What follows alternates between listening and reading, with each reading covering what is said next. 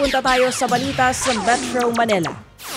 Nagreklamo ang isang British national na nasalisihan daw ng bag sa Terminal 1 ng Ninoy Aquino International Airport o NAIA. Ayon sa Manila International Authority, nangyari ang insidente noong Marso 2. Papasok ng departure area ng Terminal 1 ang isang British national kasama ang kanyang may bahay. Pinasok daw nila ang kanilang bag sa x-ray machine pero kulang na raw ito ng kanilang kuhanin. Base sa CCTV, may isang grupo raw na sumabay sa pagpasok ng magkasintahan.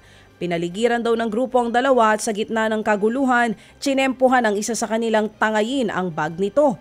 Makikita rin daw sa video na agad lumabas ang may dala ng bag at saka ito pinagpasapasahan ng iba pa nilang mga kasamahan. Nasa 4 hanggang 6 na miyembro daw ang sangkot dito.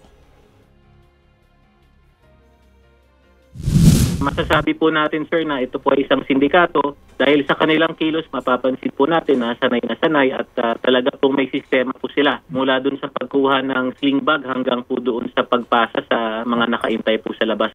Parte naman daw ng sindikatong may kinalaman sa Pogo ang Chinese suspect na namaril sa BGC. Ayon kay Senator Win Gatchalian, kinumpirma sa kanya ito ng kanyang sources sa law enforcement. Anya, isa raw ang suspect sa mga miyembro ng isang kidnapping syndicate na naiwan sa bansa. Sangkot din daw ang grupo sa krimen kamakailan. Kaya naman muling binuhay ng senador ang panawagan na ipagbawal na ang pogo sa bansa.